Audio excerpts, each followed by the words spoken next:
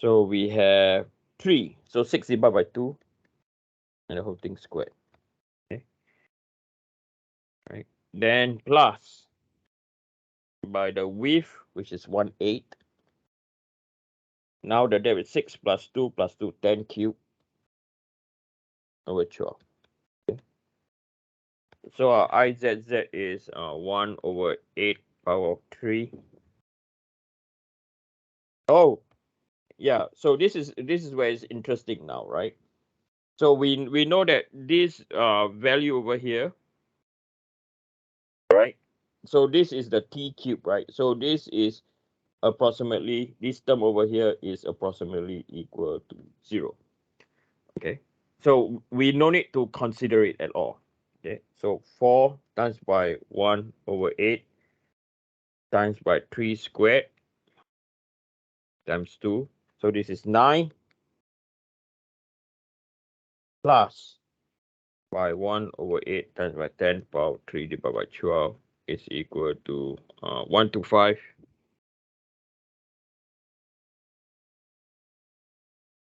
So this is 9 plus by 125 over 12 is equal to 19, or 233 over 12 inches to the power 4. Okay. So this term, if we were just to consider or include, okay, this is a good example to, if we were to include the 4/8, 1/8 cube over 12 term, right, to IZZ, right? So this will be equal to what? So 4, so it's 233 over 12 plus by 4 times by 1/8 power 3 times 4 divided by 12 will be 1/1536, right? You can see how small is it, right? So 233 over 12 plus by 1/1536 is equal to 19.417, okay, inches to power 4. And if 233 divided by 12, this is 19.417 inches to power 4. With 3 decimal places, we were spot on. Okay, that's why you can drop it. Okay, right. So the next thing we're going to do, so we have found the second moment of area.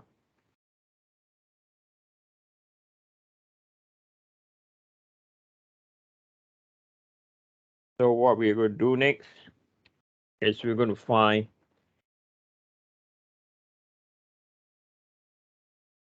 FED. Okay, but let's construct the shear flow first. So again, the web controls the what? The web controls the direction of the shear flow. Okay, so we know that this will come down this way, right? This will go this way. This will come out this way. Okay. So from here, we can find our F.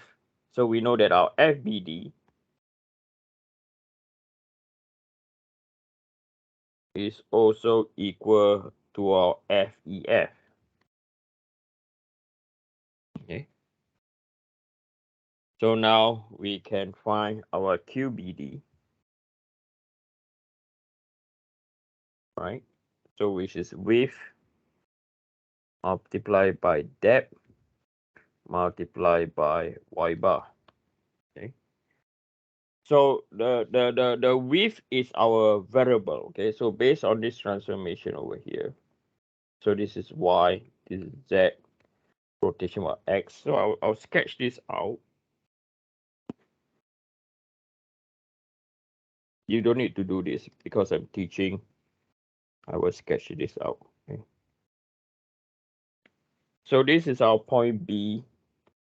This is our point D, right?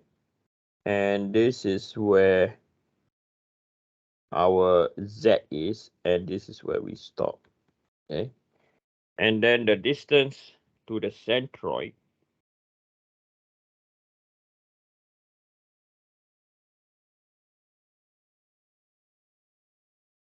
so this distance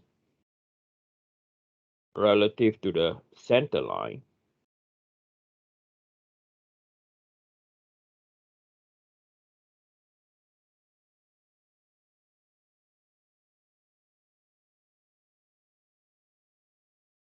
relative to the center line, this distance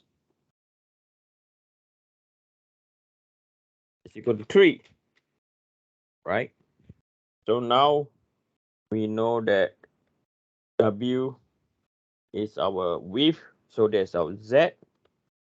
Our depth is 1/8, and then all we need to do is multiply by 3. So this will be, or I'll just call it T. Yeah, I'll just call it T for this case, because later on we can cancel it. So this is equal to 3T multiplied by Z.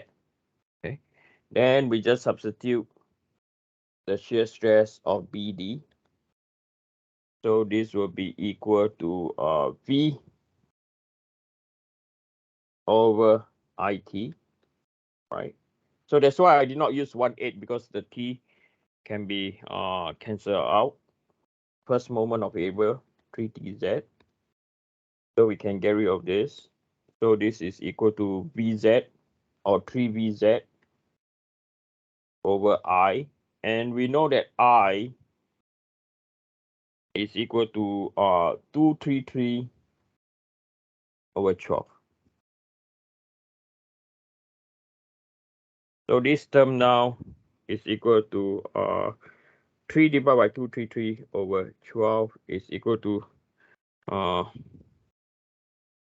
36 over 233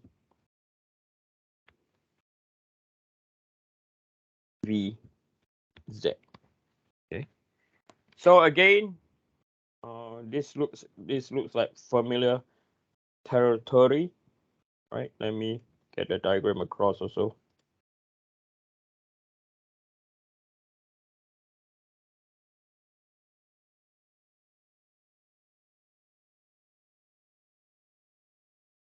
And let me get this equation. I need these numbers.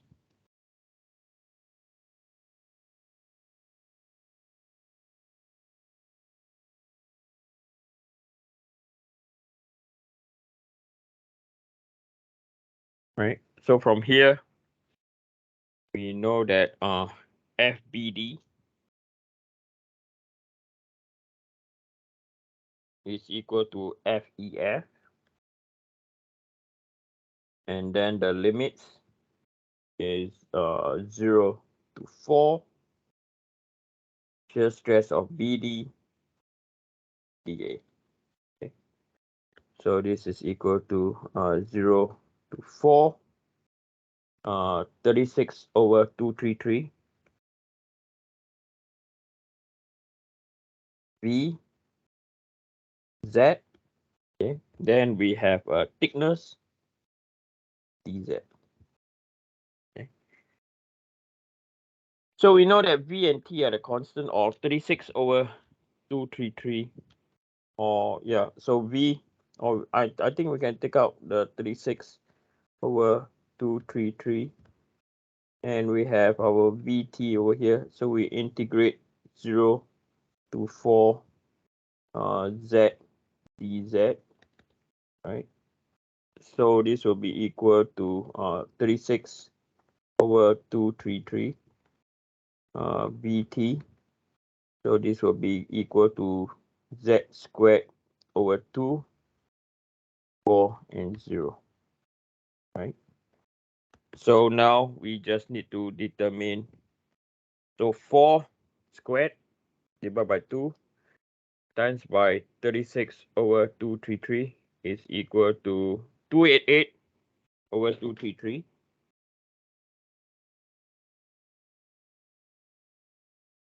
Okay, 288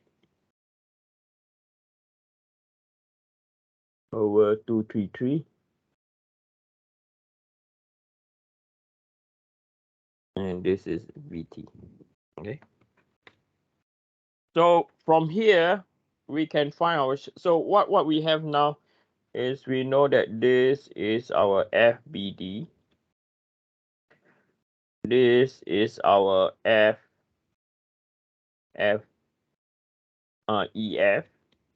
right? So we no need to find what is going down here at all, right? So I'm going to call this at point C, right? So from here, we can find our shear center now again, okay? So we can calculate some mention about moment, x-axis at point C is equal to 0, right? So FBD and FEF is going to do a anti-clockwise direction. So it's twice, and it's positive because anti-clockwise, over 233 multiplied by Vt. And then we are going to multiply by the perpendicular distance of 3 inches, okay? Plus by V, right? Multiplied by a distance E, the whole thing will be equal to 0. So we can get rid of E, the V, right? We can factor out. So E is equal to minus 2 times by 288 over 233 times 3 is equal to 1728 divided by 233 and multiply by T. Let me do it again. 288 over 233 multiplied by 3 times 2, 1728 over 233. And then this will be equal to minus 1728 over 233 multiplied by 1/8, because we are given the thickness is 1/8 times by 1 over 8 is equal to 216 over 233 inches, or 216 divided by 233, or minus 0.927 inches. Okay, that's a shear center. So once you declare this, okay, then you can determine the shearing stress. Okay, because you are telling the audience that you know that there's a shear center. This shear center will eliminate the twist. Okay, I'm going to stop here now. Okay, I'm going to post the quiz tomorrow, and you have 1 week to do, and the quiz will be based on week 5's homework. Okay, if that's the case, thank you for your time, and I'm going to end the lecture now, but I'll still be here. Okay, if you have any question to ask me.